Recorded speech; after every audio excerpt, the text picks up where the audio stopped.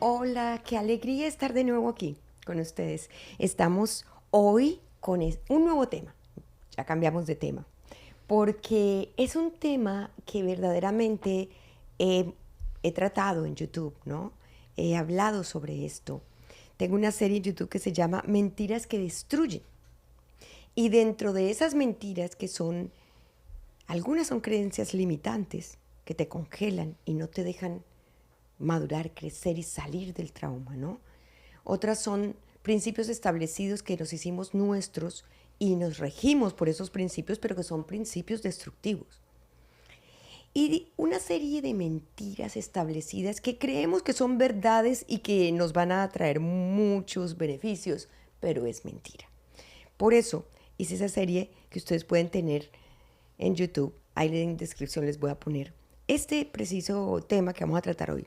Dentro de esa serie tratamos un tema que se llama La Biblia está llena de prohibiciones, algo que un buen grupo de personas pueden llegar a pensar. De eso vamos a hablar en este día. Le doy las gracias a mis invitadas preciosas. Aquí está Natalia. Gracias por venir, Anita, de verdad. Gracias por estar aquí. Y está Milena, que le decimos todos Mimi. O sea, no esperen que yo le diga así. Mimi le decimos. Y entonces, gracias por estar aquí, Gracias nenita. por De invitarme, verdad, amor. una gran bendición para mí contar con ustedes. Bueno, llevamos conociéndonos un buen tiempo. Llevamos juntas a través de la iglesia, de esta relación tan linda que ha puesto Dios entre nosotros. Ellas, por supuesto, ven los podcasts y han estado en tantas cosas que hemos compartido sobre la palabra de Dios. Pero en este tema, tomándolo como de ceros, ¿no? ¿Qué, qué piensan ustedes de ese pensamiento que tienen muchas personas, que la Biblia está llena de prohibiciones?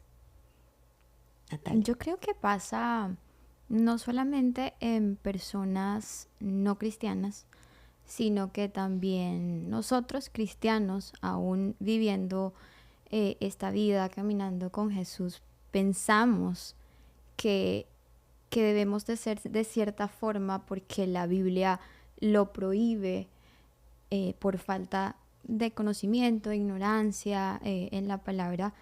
Pensamos que tenemos que ser de esta forma porque tiene que ser así, porque es como si fuera una prohibición, por ejemplo, eh, entrar en un argumento con una persona, sea tu esposo, no, era, por ejemplo, mi pensamiento antes, yo pensaba o me cohibía de entrar en un argumento porque no se puede, es prohibido, soy cristiana, voy a ¿Y la qué era iglesia. prohibido ahí? Responder, como entrar en un argumento, responder a algo en lo que yo no estaba de acuerdo, pensaba, no, eso es malo, no puedo argumentar, me tengo que quedar callada. Entonces era uno de esos pensamientos al principio cuando yo me casé. Oh, Y claro, fíjate. me afectó bastante porque ¿cómo hago si no estoy de acuerdo pero me quedo callada? Me lo guardo todo. Entonces me tocó salir de esa ignorancia ¿Y no y será que eso lo viste en algún otro lado? O, o sea, ¿de dónde tú sacaste eso? De algún lado lo tuviste que sacar. ¿Lo escuchaste a alguien? ¿Lo viste a alguien? creo que sí, que puede venir de mi niñez porque mi mamá también era así. Eh, ella callaba todo, se lo guardaba todo. Bueno, es porque todavía está viva. Eh, y ya llega un punto en el que ya no aguanta más y explota. Pero era esa misma actitud de quedarse callada, sí, no se dice, no se grita. eh, y luego pues Pero venía ves, el eso es muy explote. interesante lo que está pasando, porque fíjate que muchas veces estamos, cogemos el principio, cogemos la norma y la vemos tan difícil de cumplir porque sencillamente nos enfrentamos a la norma, pero es que todo tiene algo detrás. Siempre hay una razón. Y he compartido con personas que vienen a la iglesia y he hablado con ellas en ciertas ocasiones Y hay como un poquito también de ese pensamiento de que estar sujeta es como que mantén tu distancia, no digas, no hagas, quédate quietica, porque no se puede, porque tienes que estar sujeta, pero realmente no, no es. No, no es el concepto correcto, buenísimo. Entonces, fíjate, cristianos y no cristianos estamos llenos de mentiras y de cosas que por eso les digo yo, las creencias limitantes son aquellas cosas que tú crees que son verdades, pero que te paralizan y que no te dejan crecer, madurar, nada. O sea, te congelan y son verdaderamente hacen muchísimo daño, claro. Y tú, Mimi. Sí, al escuchar a Nati, me acordé cuando mi hermana menor se estaba casando por lo civil, que hicimos una pequeña ceremonia en la casa y estaban nuestros familiares. Y mi hermana mayor, que ella no es creyente y ella vive en otro estado y estaba aquí. Y ella le llamó mucho la atención, en ese momento no me dijo nada, fue como que a los días. Le llamó mucho la atención que porque fue una persona de la iglesia la que los casó por lo civil, y ella me dijo que por qué, o sea, que ella no entendía que la persona cuando dijo, bueno, son ante el hombre, marido y mujer, pero como que lo hizo en broma, como que, pero todavía no se besan, eso lo guardan para la boda cristiana. Uh-huh. Entonces, eso a ella le como que dijo, después me dijo, ¿por qué? O sea, ¿por qué te prohíben eso? Porque como que la Biblia, sí, como que darte un beso. Y ya yo, es que no, y yo le expliqué, no es que no nos prohíben nada, porque ella como que sí tiene esa pelea con Dios, entonces como que cualquier cosita se agarra. O sea, ella quería que te besaras. Sí, ella quería, me imagino, quería ver un beso, no sé. Yo le dije, no, pero, o sea, y me senté con ella y le expliqué y ella sí me escuchó, y como que ya al final dije, no, es que no te prohíben y en ninguna parte en la Biblia pero yo dicen... me di un beso con Mario, yo que me casé. Sí, pero... Los declaro marido y mujer y chum, le chanté ese beso. Pero por lo civil, no, por lo civil. Era por lo civil. Era el civil. Sí, era el civil y la boda era 2 días después, la cristiana ya era 2 días después. Okay, ya. Entonces, ella quedó impactada y yo cuando estaba hablando con ella, yo Espíritu Santo guíame, porque yo entiendo el concepto y yo sé guardarse y ya guardar ese momento tan especial ante los ojos de Dios. Entonces, pero ya yo explicárselo y a alguien que yo sé que tiene las armas arriba, que lo que quiere es como que una respuesta como que convincente, porque ¿por qué? Porque tiene que ser así.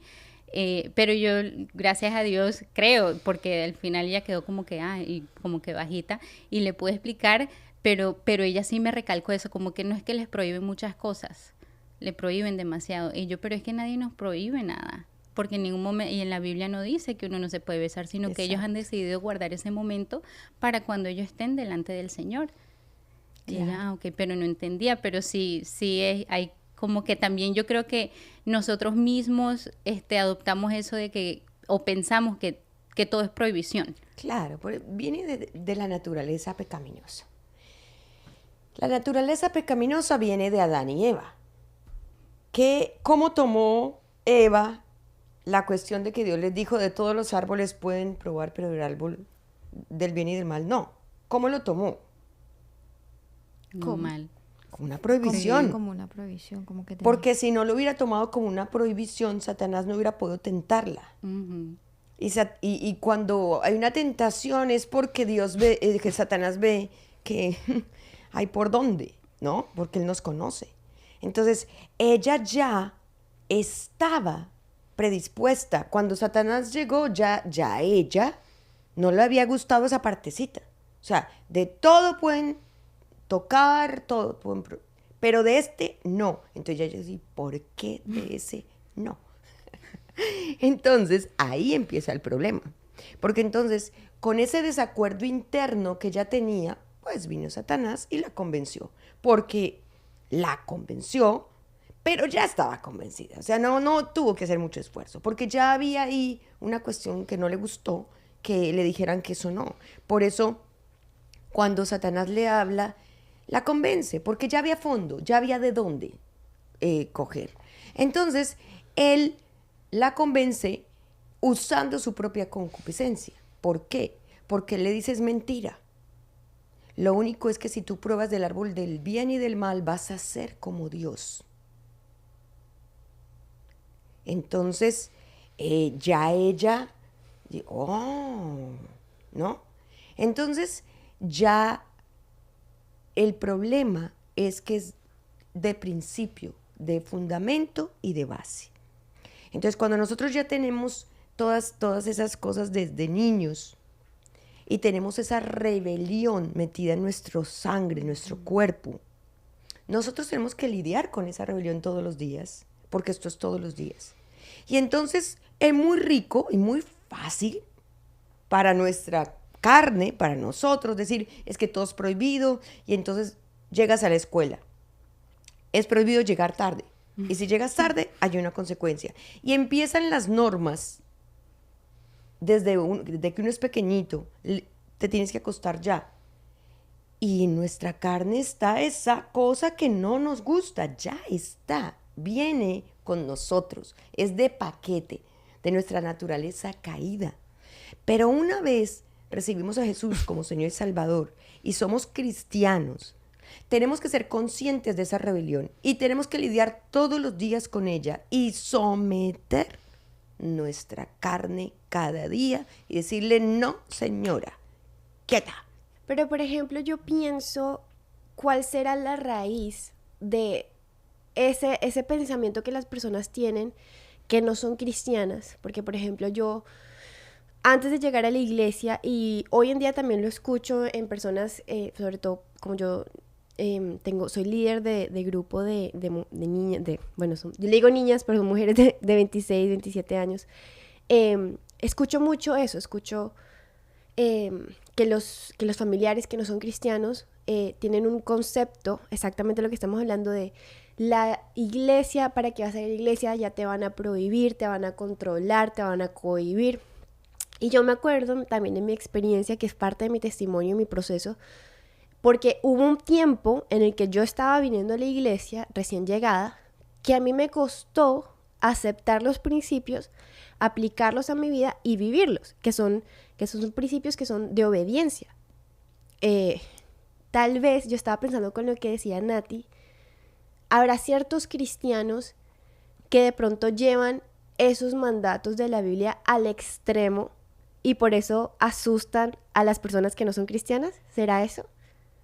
Sí, puede ser. Lo que pasa es que la relación, cuando una persona, por ejemplo, un niño, es una cuestión que puede ser de extremo y que me asusta, eso es verdad, pero realmente es una cuestión de falta de madurez. Y no necesariamente una persona madura a los 40, 50. Hay gente que puede no madurar en toda su vida. O sea, hay gente que no cambia en toda su vida y vuelve a cometer los mismos errores uno vez tras otro. Porque la madurez real viene de coger las experiencias, sacar lo mejor de ellas y no volver a cometer el mismo error.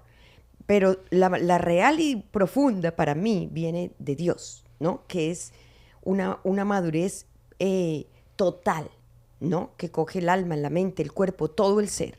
Entonces, ¿qué pasa? Cuando tú eres niño y adolescente, que es en la edad de mayor rebeldía, la adolescencia, a ti te pudren las normas, te pudren, no las de la Biblia, cualquiera. Sí. Pero les pongo un ejemplo que lo pongo en el tema de YouTube que desarrollé sobre este tema, que es ¿por qué a una persona le molesta que un policía de tránsito la pare y le ponga un ticket? Y ya puede ser una persona de 60 años. ¿Por qué la toman con la policía? ¿Por qué se ponen bravos? ¿Por qué dicen, ay, ahora me toca pagar a esta ticket? Y ¿por qué refunfuñan? Si hay una norma y usted la incumplió. Uh-huh. O sea, la norma es hacer el stop y usted no lo hace. ¿Por qué se molesta cuando lo corrigen? Estamos hablando de algo completamente cotidiano, normal, que no tiene que ver con la Biblia, con nada. Porque Es un rasgo de inmadurez no aceptar la corrección. Es que yo tengo un versículo aquí que está muy bueno en este momento decirlo. Proverbios 19:20 dice, el que oye consejo y acepta que lo corrijan, acabará siendo sabio. O sea que el que no acepta que lo corrijan es un necio, tonto, fatuo. Así lo llama la Biblia. Entonces, las personas tienen problema con la corrección. Las personas inseguras, con baja autoestima, inmaduras, se quedan en la adolescencia. A un adolescente no le gusta que lo corrijan porque no entiende muchas cosas y porque está madurando su cerebro y porque así es esa edad. Pero hay gente que se queda en la adolescencia y no le gusta que lo corrijan. Y si la esposa le dice, mi amor, es que no estoy de acuerdo con eso que hiciste, se vuelven locos. Y si el policía de tránsito le pone el ticket, se vuelven locos. Y si van a ir a un estadio y le dicen, señor, no se puede sentar ahí, se vuelve loco. Señora, no les gusta que los corrijan. No les gusta seguir las reglas porque tienen un problema con la autoridad. Porque sus primeras autoridades les fallaron y eso, más la naturaleza pecaminosa y lo que traemos, más que las autoridades fallan, entonces hacen como una cosa en su mente, un principio de yo no tengo por qué obedecerle a nadie, porque igual no tengo que respetar a una persona que no me quiso, que no me se ocupó de mí, o que esto, lo otro, que falló, que es imperfecto, X. Tienen sus justificaciones. Hay un ejemplo que es muy famoso, que yo creo que muchas de las mujeres, es que es el mismo principio que hablaba Nati, que es que las mujeres debemos sujetarnos a nuestros esposos.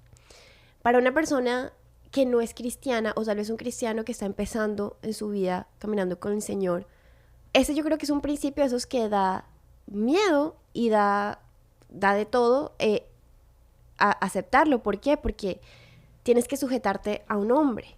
Entonces, ¿qué tendría que cambiar en la mente de una mujer para que pueda aceptar ese mandato, hacerlo vivo en ellas y perder ese temor? Porque es un tema de autoridad también, porque es ver a tu esposo como una autoridad. Primero, tiene que aceptar la autoridad de Dios. Si tú no aceptas la autoridad de Dios y la aceptas con toda la Biblia, tú vas a estar peleando con cada principio que aparezca. O sea, es una cuestión de, ¿le voy a obedecer a Dios o no? ¿Le voy a obedecer y en confianza de que Él me da unos principios porque es lo mejor para mi vida o no? La primera cosa que tendría que responderme a mí misma es, ¿qué tipo de cristiano quiero ser? ¿Qué tipo de relación con Dios quiero tener? ¿Voy a ser un cristiano a medias? ¿Obedezco un porcentaje, pero no todo? Entonces así mismo va a ser mi vida, coja. Si vas al médico y te da tres remedios y tú te tomas solo uno, pues no vas a mejorarte ya mucho, vas a andar así. Entonces, la primera cosa es eso. Voy a por fe aceptar que Dios Padre me ama y que lo que me manda es lo mejor para mí, sería la primera cosa. La segunda, tener una charla con nosotros mismos con respecto a ese mandato. Ese mandato de mujeres se ha vuelto un relajo, pues porque precisamente hay muchas cosas y la liberación femenina y el empoderamiento y todo lo aborrecen y yo creo que les da mareo cuando se los mencionan a algunas mujeres porque vienen de un trauma de un papá abusivo, un trauma de un papá que falló con su mamá, de un hombre infiel, de un hombre extremadamente imperfecto o un papá perfecto que se supone que Dios tiene que ser como papi. Sí, claro. Igual, por el lado que lo tomes, la cosa está mal, por los extremos. Entonces, ¿qué pasa? El principio de la sujeción es un principio que a usted, señora, que no le gusta el principio, señorita, lo tiene que vivir, gústele o no le guste, que era lo que yo hablaba en YouTube. O sea, nos la pasamos peleando con las reglas y la vida está llena de reglas. Todo son reglas, absolutamente todo desde que nacemos son reglas. Usted nace y cuando nace, entonces usted lo envuelven en una cosa y usted lo alimenta a su mamá. O sea, hay una forma de vida y un protocolo para cada cosa de nuestra vida. desde que estamos en la escuela, desde que vamos a todas partes, te subes al carro, tienes que ponerte el cinturón, o sea, todo son reglas. Entonces, es muy chistoso y vivir en negación las personas que no quieren seguir reglas y que tienen problemas con la autoridad, cuando el mundo se rige por autoridades. Hay presidentes, hay reyes, hay gobernadores, hay alcaldes y hay leyes que rigen las naciones. Estamos llenos de eso. O sea, tú no puedes vivir en una contradicción porque te vas a enfermar. Entonces, ¿qué dice con respecto al versículo? Que el marido es el jefe de la familia, como el jefe de una empresa. Y la esposa es su ayuda idónea. Si en una empresa no hay un jefe y un gerente y empleados, no funciona. Si en un avión no hay un piloto y un copiloto, no funciona. Una familia es lo mismo. Hay una cabeza establecida por Dios y su esposa es su ayuda idónea. Él es el líder y ella es la persona. Entonces, si yo soy una persona inteligente y digo, bueno, para que esto funcione, Dios inventó la familia, el matrimonio, mi esposo es el líder, yo sigo al líder, y él me ama, me cuida y me trata como un vaso más frágil, me respeta, es importante mi opinión para él y estamos en una relación equilibrada. ¿Cuál es el problema? ¿Cuál es el problema? Tú acabas de decir algo, decías que mi opinión es importante y justo era uno de los problemas que yo tenía, que yo me quedaba callada y pensaba que era la prohibición y todo, pero también pensaba que lo que yo tenía que decir no era importante. Entonces, si no estaba de acuerdo, me lo callaba. Si quería agregar algo, me lo callaba, no lo decía. Entonces eso aumentaba al pensamiento que tenía de que no podía hacerlo. Lo que pasa es que cuando tú lees Efesios, que es donde está el tema de la sujeción, dice que nosotras debemos sujetarnos a los esposos y que ellos deben tratarnos como un vaso más frágil, amándonos como Cristo ama a su iglesia. Dice, no seáis ásperos con ellos, en otra parte, para que vuestras oraciones no tengan estorbo. O sea, hay una ordenanza para las mujeres, pero también la hay para los hombres. La idea es que se pueda vivir en ese equilibrio. Nadie, ni Dios ni la ley de los hombres puede obligar a una mujer a convivir con un tipo que la golpea, con un tipo que la abusa psicológicamente.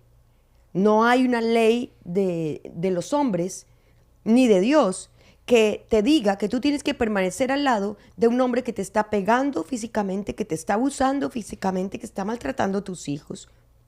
Ninguna ley. Entonces, ¿qué pasa? Que sí dice la Biblia que tú puedes estar con un hombre y que aunque no sea cristiano, puedes seguir con él porque la mujer creyente puede de alguna manera traer bendición sobre el esposo mientras él llega al camino correcto. Eso lo dice.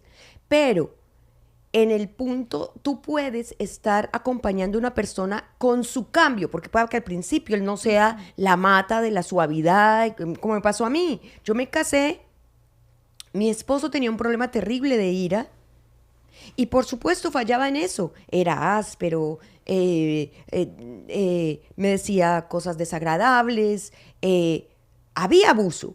De alguna manera psicológico, había cierto abuso. Pero ¿qué pasa? En el proceso yo estuve sujeta y yo estaba orando y esperando que Dios hiciera un milagro que, para la gloria de Dios, lo hizo y Él cambió. Yo le di ese tiempo y Él cambió. Ahora, yo estaba pegada a Dios y por eso pude lidiar con la situación, porque Dios me mostró que Él estaba enfermo y que yo tenía que ayudarlo a sanarse, ser ayuda idónea para que él fuera sano. Eso fue mi caso personal. Yo lo llevé ahí y nunca que él me decía algo áspero o algo, fue una excusa para que yo no estuviera sujeta. Porque el punto es que si yo no estoy sujeta y yo no estoy en la condición que Dios me manda, yo no puedo esperar un milagro. Porque es ridículo. A punta de defenderme y pelear con él en las mismas nunca hubiera cambiado. Entonces, cada caso es individual, cada caso es personal, cada caso tiene que mirarse por separado y cada mujer tiene que medir en su relación con Dios qué está dispuesta, hasta dónde está dispuesta a llegar en cada caso. Esto no es una cosa que se pueda hablar genéricamente porque somos seres individuales y circunstancias muy distintas hay en todos los matrimonios. Pero en mi experiencia, y no sé, ahorita hablas tú de la tuya porque estás hablando del principio, pero no de lo que ha pasado ahora. En mi experiencia es una directriz maravillosa porque tiene que haber un orden en un hogar.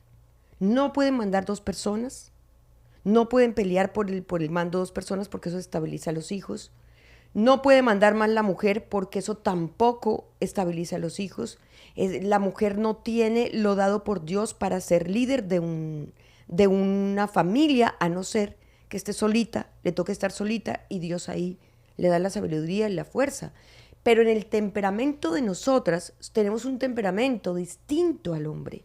El hombre es un complemento, somos complemento. Cuando nos complementamos, entonces juntos ejercemos un liderazgo correcto, sabiendo que el hombre está arriba, pero la mujer también tiene un liderazgo sobre los hijos, ¿no?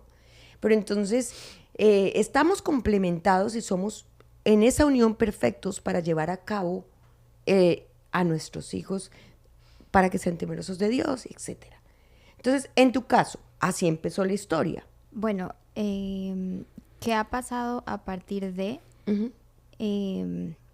Me di cuenta de dónde viene todo esto. Es que me di cuenta de que en mi caso no había maltrato, no había, gracias a Dios, no había nada de eso.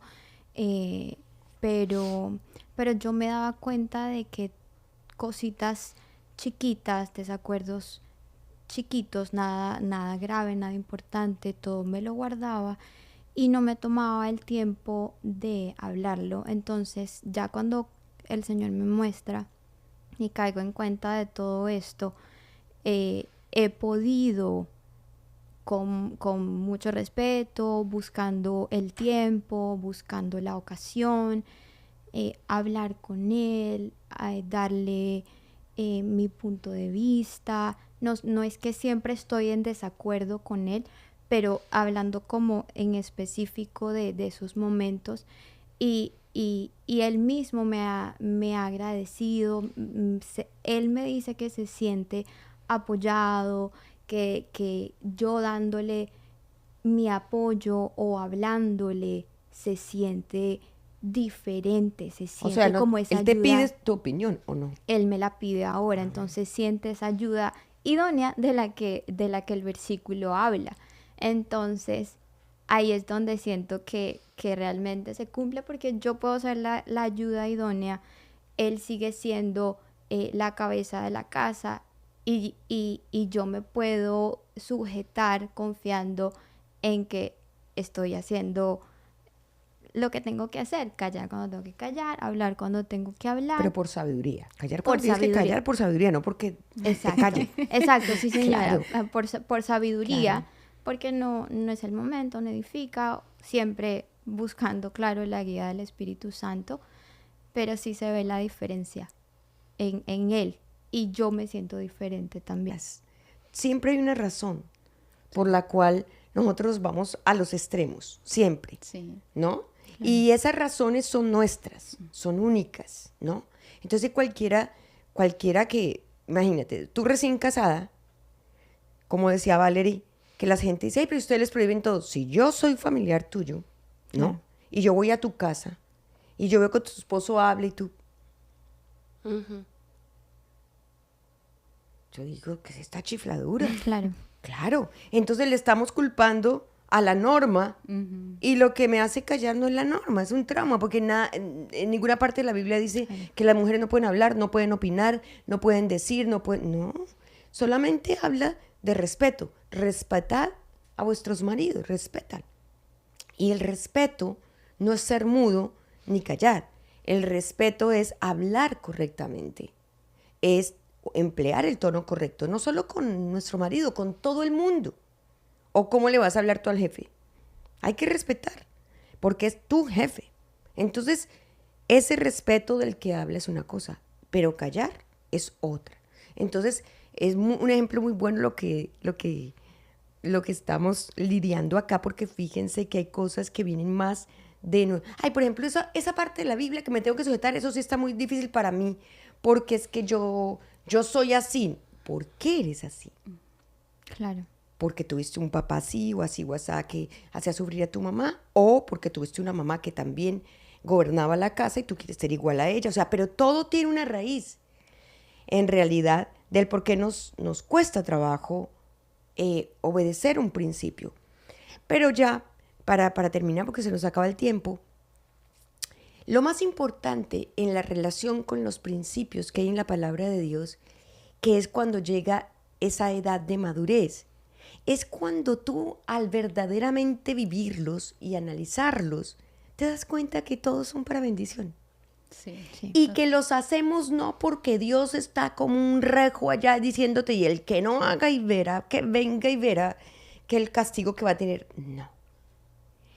La madurez nos lleva a entender que cuando obedecemos la regla, tenemos bendición. No porque Dios nos premie, sino porque la consecuencia del seguir la instrucción nos hace sabios, nos va bien. Como decían los consejos que uno veía de las abuelitas.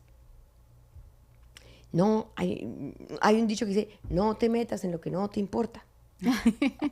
Es un consejo sabio. Uno se pone a pelear, por ejemplo, dos personas peleando y uno se mete en la mitad y resulta perjudicado. No sirve. Los mandatos de Dios son instrucciones para ser feliz. Entonces, cuando tú cambias la perspectiva, cuando tú dices el policía de tráfico me para porque probablemente me iba a estrellar más adelante, porque estoy desconcentrado, porque si me pasé un stop, puedo en el siguiente matarme. A mí una vez me paró un policía de tránsito y yo le dije, gracias, le agradezco mucho que me haya detenido, porque yo iba un poco arriba de la velocidad. Y le dije, muchas gracias por pararme, porque si usted no me detiene, probablemente yo me estaría estrellando allí adelante, porque al subir la velocidad no tengo el tiempo para frenar, porque puedo lastimar a otra persona. Yo de verdad le agradezco que usted me haya detenido y me merezco ese ticket, démelo. Lo tengo que pagar porque me lo merezco y yo me hago consciente hoy más que ayer que debo estar pendiente de la velocidad. El policía tiene una cara de... Esta señora está loca. O está siendo irónica y no le entiendo, o no sé. Porque todo el mundo se pone bravo. No todo el mundo, la mayoría de las personas se ponen bravas. Entonces, ¿cuándo llegamos a aceptar las normas y no estar en esa pelea ridícula? ¿Pero por qué? Pero es que no me gusta. Cuando entendemos que es por nuestro bien. Como cuando decían los papás, que es por su bien. Papi, quiero ir a la fiesta a la 1 de la mañana y es en tal lugar. Ese lugar es pésimo, no te dejo ir. Te está protegiendo, la norma te protege. Se han establecido para eso. Y así es Dios. Dios es un Padre bueno que quiere lo mejor para nosotros. Entonces, ir aceptando las normas, ir descubriendo por qué nos molestan y más bien si no hay un trauma, una cosa, una vivencia que se opone ahí. Y vivir entendiendo que todo es para nuestro bien, que es lo que le pasa a las personas que llegan aquí y tal vez lo que no entienden las que están afuera.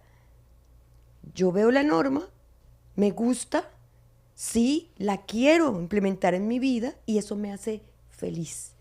No me quiero casar y llegar virgen al matrimonio. Eso me hace feliz. Ay, pero es que le prohíben. No, me gusta. Voy a disfrutar mi luna de miel, lo voy a hacer de esta manera. Eso me hace feliz, es lo que quiero, yo lo acepto, lo tomo, lo asumo. Así es que se debe vivir la vida cristiana, no con esa cantidad de cosas en nuestra cabeza luchando y haciéndonos vivir en una contradicción, que las contradicciones lo único que traen son enfermedades y problemas. Bueno, espero que esto les sirva, que nos sirva para analizarnos, para mirar, para orar, para sacar de nuestra vida tantas estorbos y cosas y mentiras y engaños que nos llevan a ser aún más presos y más esclavos de nuestros temores, traumas, rencores y todo este tipo de cosas que lo que va a hacer es destruirnos. Si les parece, vamos a orar. Bueno, si quieres cierra tus ojitos y repite conmigo. Padre hermoso, En este día te doy gracias. Te doy gracias porque cada vez tu palabra trae más luz a mi vida. Señor, yo te doy gracias por Jesús, mi Salvador, por el regalo más importante y precioso de mi vida.